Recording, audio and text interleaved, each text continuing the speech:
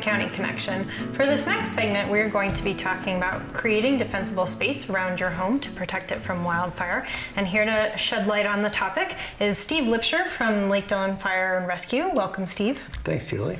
And Dan Schroeder from CSU Extension. Welcome, Dan. Thanks. All right, so in Summit County, we recently had a wildfire incident. So Steve, what happened? Well, I think everybody now was made aware of the Peak 2 fire. We all saw it and we all started thinking, ooh, what should I do? Right.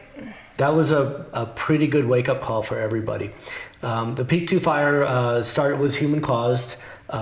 It quickly developed from just a little puff of smoke on the horizon to what looked like an A-bomb, right. All within the course of an afternoon, and it burned up about 85 acres. And it threatened the Peak 7 neighborhood of Breckenridge and the ski area, and even the town beyond that, to the point where we had evacuations in place and pre-evacuation notices. Mm-hmm. Again, it caught a lot of people by surprise and had them thinking, what should we do?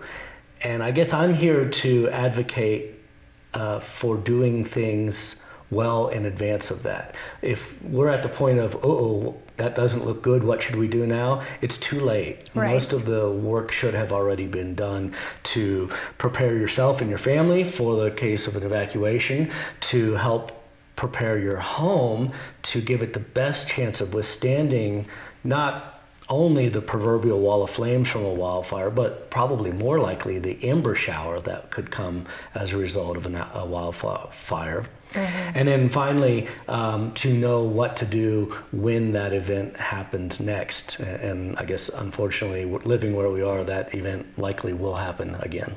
Right. So many public and private organizations in Summit County have been investing quite a lot of time, money, energy, resources into preparing for just such an event. And one of the strategies that we've been focusing on is the creation of defensible space. And so tell us what that concept means. In essence, defensible space is giving firefighters a place in which to operate and giving them a chance to defend your home from an encroaching wildfire. To create defensible space, what we want to do is break up the wild forest from all natural untouched wild forest where wildfire can go up into the trees and make big crown runs. And we want it to be broken up in stages as you get closer and closer to developed areas or your home in particular, so that the fire cannot run treetop to the roof of your home and burn your home down.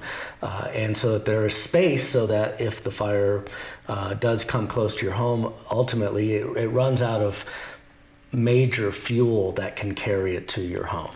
Right. So what are some of the specific guidelines if we're looking at a home? What are some of those specific recommendations that folks should be following to create defensible space? Sure. We divide it up into three basic zones. Zone 1 is the first 10 feet, Zone 2 is out to 30 feet, and Zone 3 is out to 100 feet or even beyond that. Zone 1 is the most critical. We want homes to be pretty much devoid of any flammable vegetation around the first 10 feet of a home. We are tolerant of people having grasses and natural vegetation 6 inches or shorter in that immediate zone there, thinking that if something's burning there, it will just burn itself out before it actually can catch your home on fire. Okay. So that first 10 feet is really the most important. The next zone, though, is where we want to really break up the bridge between the wild forest and your home. And so there we want your trees to be clustered in small groups or as individual trees without the branches touching, again, so that fire can't go treetop to treetop.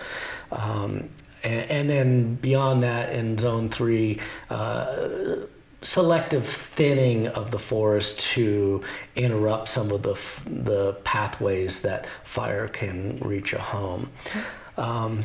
People when they first hear about this, they say, "Oh, so you want me to clear cut the first 10 feet of my home and do some major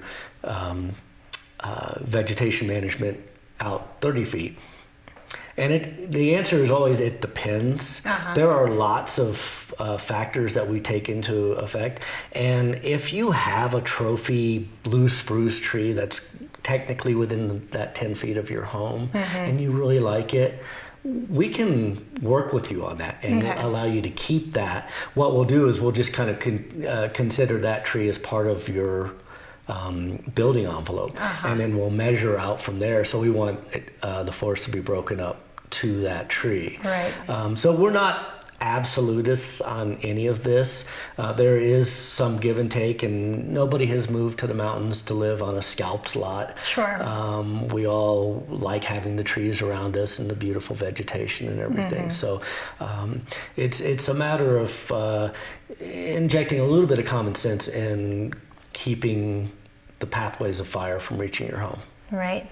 And you are at the fire districts, not only at Lake Dillon, but also Red, White, and Blue and Copper, provide some free services to help people make those decisions and that analysis. Is that right? Absolutely, yeah. All 3 fire districts, we will come out to existing homes and talk with property owners about what they can do to make their homes more likely to withstand a wildfire. We all have our different styles and formats, but we're talking about the same principles of creating defensible space. And then certainly I will offer people some advice on their own personal preparedness as well. Great. What you need to be doing now in terms of, have you backed up all of your irreplaceable family photos so that if you lose your home, you at least can still have those heirlooms. Have you made copies of all your vital documents? Do you have an evacuation kit in your car? And then also, as important as creating defensible space is what we call hardening your home. And there we want people to go up on the roof and sweep the pine needles off of the roofs that have accumulated in the valleys and in the gutters and things like that. Consider that, hey, your deck is 20 years old, you're going to have to replace it anyway. Maybe it's time to think about putting in a synthetic deck instead of a wood deck. Different modifications, some things that don't even take a whole lot of money or even technical skill. Stapling up screens, wire mesh screens on the inside of your attic vent to keep embers from going into the vents. Those are the types of things that we will suggest people do to harden their home, because more homes actually are lost in wildfires, not due to the fire front actually coming and consuming whole subdivisions, but what will happen is embers will blow out a mile or more from the big pyrocumulus cloud that develops, and they will land on the roof, and then and if they land on a asphalt shingle roof, no big deal, they're just going to smolder out. But if they skitter down the roof and find the valley of the roof where the pine needles have accumulated, all of a sudden you've got the perfect ingredient for creating a nice campfire in a place where you really don't want that. Right. All right.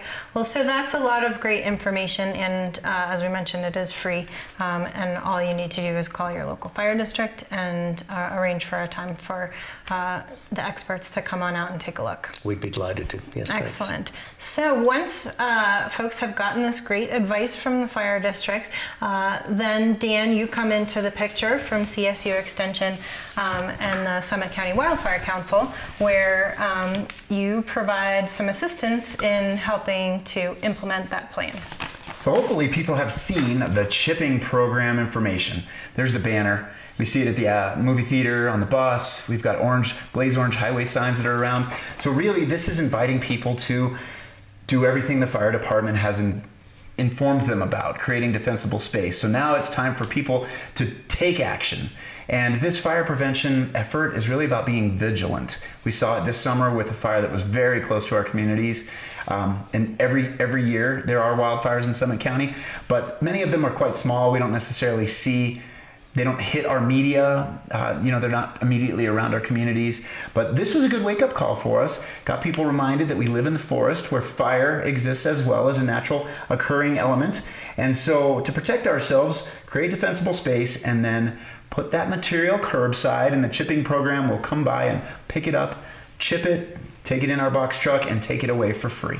Excellent. So Dan, there are other considerations beyond some of this tree material, but just to clarify for folks, what materials does the chipping program accept? So we're really looking at forest tree material. There are many different vegetation types out there, from rose bushes and rabbit brush to willow and sage, and there's all these other materials. And we know that everything can burn. Given the right temperature, it all burns. But this program is really specifically designed to help people with the more expensive part of removing trees. Tree branches, and there are a number of other factors why we can't take your landscape trimmings, or if you rake the forest floor around your house, that forest detritus is very small sticks and dirt. We're trying to keep an efficient program running. We don't want the machinery to break down because of poor material choice being put in there. Things like willow, people are often concerned about the fact that we're not taking that material type, and it will shoestring and wrap itself around the drum in the chipping machine. It also kind of renders our final end product, the pile of chips, contaminated. Ultimately, we're going to send all of these chips, this woody biomass, to Climax for their mine waste reclamation program. So we need to have a suitable product to continue to send down the road. So we're helping people initiate their work, but we're not able to do absolutely everything for them. And that's this sweat equity and a little bit of your own contribution financially on the home front. And we'll help defer some of the cost as well by taking trees and tree branches. Okay, great. And so the chipping program will be moving through the entire community. We'll pay a visit to every single neighborhood in Summit County, not just once, but twice. So the chipping crews will make 2 laps. And how can people find out when the chipping crews will come to their neighborhood? Thank you. I'd love to invite people to go to the website. And this is summitcountyco.gov/chipping. So this is the county's website, and then the pages are under the CSU extension area, chipping. We've got wildfire prevention information there. There are a number of other bits of information people can gather from that website. Of course, the fire district websites, the towns, a number of our municipal entities all are supporting this program, have this information there as well. But if you go to summitcountyco.gov/chipping, you'll be able to find this exact brochure, materials guidelines, how we would like piles. If you want to keep your mulch for landscaping, there's a component here that you can read about on how to do that. And then we've got our schedule. And this is the more important part that you just brought up, is we are indeed driving through every street in Summit County twice. It takes us 7 weeks to get through the first turn, and then we'll come and do it again. Great. And so people who live here full time can take advantage twice.